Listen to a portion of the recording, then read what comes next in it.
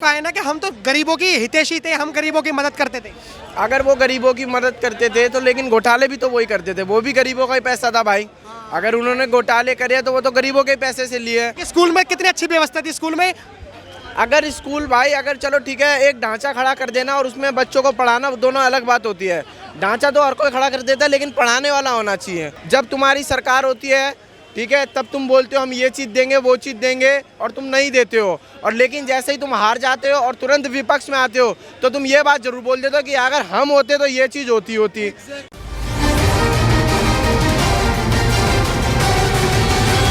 नाम क्या होगा भाई आपका? आयुष मिश्रा। अच्छा भाई, जिस तरीके से आप देख रहे हो कि कांग्रेस भी उभर कर आ रही है और हर पॉलिटिकल पार्टी उभर कर आ रही है क्योंकि 2024 के इलेक्शन आ गए। पहले के टाइम पे आपके टाइम पे जो बेचारे गरीब लोग हैं जो सफर कर रहे हैं उनके बारे में आप क्या कहोगे? भाई पहले ये नहीं कह सकते कि अब गरीब नहीं है, पहले भी गरीब थे बहुत, लेकिन बस हाँ अब ये हो गया कि पहले अगर 100 गरीब थे तो अब 80 रह गए। पहले गरीबों के साथ होता क्या था? पहले गरीबों के साथ ये होता था, पहले कोई गरीबों को पूछता नहीं था, ना गरीबों के लिए इतनी कोई फैसिलिटीज़ थी।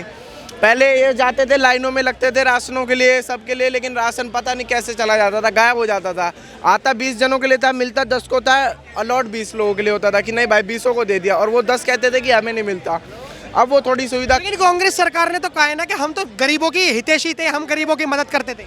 अगर वो गरीबों की मदद करते थे तो लेकिन घोटाले भी तो वही करते थे, वो भी गरीबों का ही पैसा था भाई। अगर उन्होंने घोटाले करे तो वो तो गरीबों के पैसे से लिए। अब वो गरीबों से ही पैसा वापसी ले लेते थे घोटाले करके, और फिर वो कहते हैं गरीबों के साथ थे। ऐसा कौन सा उनका बयान आया जो हम गरीबों के साथ थे? कोई सुविधा ऐसी कोई नहीं थी, कोई इतनी बड़ी सुविधा नहीं ला के दी हॉस्पिटलों के, एजुकेशनों के लिए। बस उन्होंने हाँ कुछ नहीं, लड़ाइयाँ बहुत कराई हैं, लेकिन हाँ बस वो बात अलग है कि हाँ सुविधा तो स्कूल तो बनाए थे। आपको पता है कि स्कूल में कितनी अच्छी व्यवस्था थी स्कूल में। अगर स्कूल भाई अगर चलो ठीक है एक ढांचा खड़ा कर देना और उसमें बच्चों को पढ़ाना, दोनों अलग बात होती है। ढांचा तो हर कोई खड़ा कर देता है लेकिन पढ़ाने वाला होना चाहिए, ठीक है। तो ढांचा तो उन्होंने बहुत खड़े करे, एम्स के ढांचे बहुत खड़े करे, हर चीज़ के ढांचे खड़े, लेकिन सुविधाएं नहीं दी ना। सुविधा वही थी कि लगो रात में लाइन के लिए, ऑपरेशन के लिए, दूसरे तीसरे दिन जाके ऑपरेशन होगा, 1.5 घंटे बाद ऑपरेशन होगा, या तुम पे पैसा होगा प्राइवेट के लिए, तुम पे पैसा होगा तो प्राइवेट में हर सुविधा होगी, लेकिन गवर्नमेंट के लिए कोई सुविधा नहीं है। अब अगर भाई धीरे धीरे चीज़ें चेंज हो रही हैं। पहले जैसे लाइक अभी जैसे मान के चलिए अगर हम मोदी और योगी जी को अभी साइड हटा देते हैं तो अगर कोई नई सरकार आती है तो आप क्या उम्मीद लेके वोट दोगे कि वो क्या क्या काम करे? काम तो देखो सबसे पहला वो काम ये करे कि हिंदू मुस्लिम बिल्कुल ना करे। हाँ बिल्कुल ना करे, सब निष्पक्ष रहे, सुप्रीम कोर्ट हाई कोर्ट सब निष्पक्ष रहे। सबसे बड़ी बात रोजगार दे, वादे ना करे सिर्फ कि नहीं मैंने रोजगार दूंगा, ये वादे ना करे। ना कोई ये बोले कि नहीं, ना उससे टैक्स ले, टैक्स पे सबसे बड़ा जो तुम एक तरफ से टैक्स ले लेते हो, एक तरफ से टैक्स नहीं लेते, वो भी तुम ख़त्म करो। जब तुम्हारी सरकार होती है ठीक है तब तुम बोलते हो हम ये चीज़ देंगे वो चीज़ देंगे और तुम नहीं देते हो, और लेकिन जैसे ही तुम हार जाते हो और तुरंत विपक्ष में आते हो तो तुम ये बात जरूर बोल देते हो कि अगर हम होते तो ये चीज़ होती। उनके पुरखों ने नहीं दी है, उनकी पुरखों ने सरकार ने नहीं दिया, लेकिन अब वो ये इतला कर रहे हैं कि नहीं हम होंगे तो हम देंगे। तो भाई तुम्हारे पुरखों दे रहे थे तो आज ये आता ही नहीं। सबसे बढ़िया रोजगार के लिए एमएनसीज कंपनी बाहर लाए, बहुत सारी कंपनियां अब धीरे धीरे आने लगी है, धीरे धीरे सब काम हो रहा है, टाइम लगता है हर चीज़। आप दिखने में स्टूडेंट लग रहे हो, अगर वो आई सरकार, कोई भी नई सरकार आई या फिर कोई रिपीट कर गई सरकार मोदी सरकार, तो क्या स्टूडेंट के लिए क्या क्या सुविधा होनी चाहिए? स्टूडेंट के लिए सबसे बड़ी सुविधा पढ़ाई की होनी चाहिए, जो है भाई मेरे हिसाब से है। बाकी देखो भाई हर एक का नज़रिया अलग है, मेरे हिसाब से स्टूडेंट के लिए सुविधा है, ठीक है। कॉलेज हैं, स्कूल, और क्या क्या होनी चाहिए? बेहतर तो बनाना है ना भारत। बेहतर तो ये बनाना है ना कि जैसे अगर सीट अलॉटमेंट सबसे बड़ी, जो जैसे अभी जैसे 5% गरीबों को शिक्षा मिल पा रही है वो 10% हो, वो बढ़े, और मतलब हर चीज़ का बढ़े। जैसे मान लो फीस का कम हो जाए, गरीबों के लिए फीस थोड़ी रिडक्शन हो जाए, लेकिन अब ये ना करे कि बस सबसे बड़ी चीज़ कोटा जो होता है कि जर्नल को 95 आने पे भी नहीं मिलेगी, एसटी को 35 40 मिनट में, सबसे पहले ये हट जाए। जिसकी जो मेहनत होगी वो ले आएगा भाई। ये सरकार सबसे पहले ये कदम कर दे कि कोटा ख़त्म कर दे, जनरल एसटी सबको एक समान माने। सबसे बड़ी बात, अगर तुम जनरल एसटी सबको एक समान मानोगे तो एक ही बंदा वोट देता है, सब लोग वोट देते हैं, लेकिन बात क्या होती है जनरल वाला 95 ले आएगा तब भी उसे पक्का नहीं होता, लेकिन यही एसटी वाला होगा ना, उसे अगर 40-50 भी आ जाता ना, वो भी सीना चौड़ा करके घूम रहा होता है, मेरी तो भाई पक्की है कहीं ना कहीं सीट। आपने कानूनों की बात कही, एक कानून है दल बदल कानून, जिसमें क्या होता है कोई भी नेता किसी भी पार्टी में चला जाता है, कोई भी सरकार तोड़ देता है। आपको क्या लगता है कि ये कानून खत्म होना चाहिए, क्योंकि आप किसी को चुनकर भेज रहे हैं अपने सांसद को, क्या ये कानून खत्म होना चाहिए? होना चाहिए, क्योंकि अगर बार बार सबसे बड़ी बात करें, अभी आप रिसेंटली देख लो या कोई से भी देख लो, लड़ाई होती है 1.5-2 महीने, साल चलेगी, 1.5 साल चलेगी, 4 साल चलेगी, लेकिन इलेक्शन आते समय एक हो जाते हैं। उसे चोर कहते हैं, दोनों एक दूसरे को चोर कहते हैं, दोनों एक दूसरे के घोटाले गिनाते हैं, सब कुछ करते हैं, लेकिन जैसे एक साथ आ जाते हैं, हम एकता थे, ये थे, वो थे, तो भाई पहले अगर एकता दिखा देते तो आज देश कहीं और होता। पहले से ही अगर तुम एकता दिखा के चलोगे तो जहाँ 4 काम हुए उसकी जगह 10 काम होंगे, 6 और ज़्यादा होंगे, 4 तो वो भी करेगा, 4 तुम भी करोगे, और बढ़ेगा ही काम इससे। तो ये तो सबसे पहले कानून हटना चाहिए, लेकिन देखते हैं कौन हटाता है। सबसे अगर दल बदल कानून 1% हट भी गया तो क्या आपको लगता है कि जितनी भी सरकारें हैं काम कर पाएंगी, क्योंकि उन्हें डर रहेगा कि आप कोई नेता तो आने का नहीं है, तो काम के बेस पे ही हम जीते इलेक्शन? काम के बेस पे जीतना ही सही है। काम अगर नहीं करोगे, सिर्फ काम गिनाओगे तो कुछ नहीं होगा। काम गिनाने से कुछ नहीं होगा, काम करने से हमेशा बंदा वोट देगा। आज किसी को भी वोट मिले, बंदा काम करेगा, उसे वोट 100% मिलेगा, चाहे वो ना बोले कि मेरे को वोट दो, चाहे वो एक रैली ना करे, चाहे वो किसी के घर भी ना जाए, तब भी बंदा जाके वोट डाल देगा और वो जीत जाएगा। अब तुम काम नहीं करोगे, रैलियाँ 100 निकाल लोगे, सारे सबको जोड़ लोगे, उससे कोई फायदा नहीं होगा। नुकसान क्या है दल बदल कानून से? अगर मान के चलिए कोई नेता जाना चाह रहा है, आपका भरोसा वो तोड़ रहा है, तो नुकसान क्या है? नुकसान ये है ना, क्या पता कोई बड़े पद पे हो वो, या कोई ऐसी चीज़ उसके पास हो जो यहाँ पे जाके उस तरफ जाके कोई देश को नुकसान दे, या कुछ तो नुकसान करेगा ही करेगा। पार्टी में नुकसान सबसे पहली बात, पार्टी क्या पता कोई ऐसी दल हो या कोई वो ऐसा नेता हो या कोई ऐसी चीज़ हो जो उसको सबसे पहले शूट करती है। उन्होंने इसीलिए, जैसे कोई मिनिस्ट्री दे दी, मिनिस्ट्री अगर वो संभाल पा रहा है तो भी तो दी है भाई, मिनिस्ट्री दे दी तुमने, तुरंत इस्तीफा दे के दूसरे में चले गए, अब वो मिनिस्ट्री का भी तो लॉस होगा भाई। अब वो उन्हें दूसरे के लिए ढूंढेंगे कि फिर ऊपर से टाइम भी लगेगा। आप सोचोगे तो भाई साल 1.5 साल तो ऐसे ही चला जाता है, पार्टी जोड़ने तोड़ने में ही टाइम निकल जाता है, और फिर इलेक्शन तो तुरंत आ ही जाते हैं भाई। टाइम आप भी मानते हो कि दल बदल कानून खत्म होना चाहिए? जैसे मान के चलिए कोई भी नेता किसी भी पार्टी में चला जाता है, तोड़ देता है, आपने भरोसे से किसी को बनाया सांसद और वो नेता तोड़ के चला गया, आपको लगता है दल बदल कानून खत्म होना चाहिए? भैया हमें कुछ नहीं लगता, हम तो वैसे ही हैं। लेकिन क्या उम्मीद है आपकी सरकार को लेकर? उम्मीद है कुछ है ही नहीं, लोगों के जमीर मर चुके, सरकार ने मार दिए, लोगों को ख़त्म कर दिया, पता ही नहीं हमें कहाँ जाना, कहाँ आना, क्या करना, क्या बताऊँ। अभी गरीबों के साथ क्या हो रहा है? गरीबों के साथ तो पता नहीं, मिडिल क्लास लोगों के साथ ज़रूर बहुत कुछ हो रहा है। इनके साथ मिडिल क्लास लोगों के कैसे, मतलब मिडिल क्लास से कुछ जो बता? है अपने जो है दिमागी सल्तनत से बहुत ज़्यादा जूझ रहे हैं, और बहुत ज़्यादा अंदर खाने लोग डिप्रेशन के मरीज हो चुके हैं।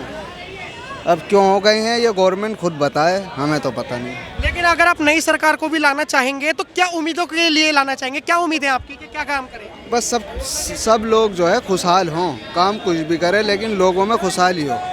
अब मसला ये है, सबसे मेन चीज़ लोगों में खुशहाली नहीं है। कुछ भी हो हमें नहीं पता, कोई भी हो, वो किसी भी जाति धर्म मजहब का हो, सिर्फ और सिर्फ एक जात बहुत ज़्यादा मतलब अंदर से दुखी है इंसान। ये सबसे बड़ी जो है सरकार की जो है ये हार है, ये सरकार की सबसे बड़ी हार। लेकिन अगर कोई नई सरकार आए तो वो रोजगार पे कैसे काम करे, आप बताइए थोड़ा। भाई वो नई सरकार आवे, रोजगार पे कुछ नई टेक्नोलॉजी लेके आए, रोजगार के लिए ऐसा काम करे। टेक्नोलॉजी किस तरीके की, मतलब आप कुछ बताना चाहेंगे? मतलब जैसो कि इन्होंने जो है अंकल बताने को कह रहे हैं अंकल। भाई जैसे इस सरकार ने लोगों को इतना माइंड लोगों के जो है डिस्टर्ब करे हैं, थोड़े से ये माइंड सबसे पहले फ्री करे लोगों के, नई सरकार आवे तो माइंड से रिलैक्स करे लोगों को, जनता को, उसके बाद सब कुछ खुद ब खुद ही सही होता चला जा करता है। अब इस टाइम जनता का माइंड इतना डिस्टर्ब है कि उसको खुद समझ में नहीं आ रहा वो क्या करे।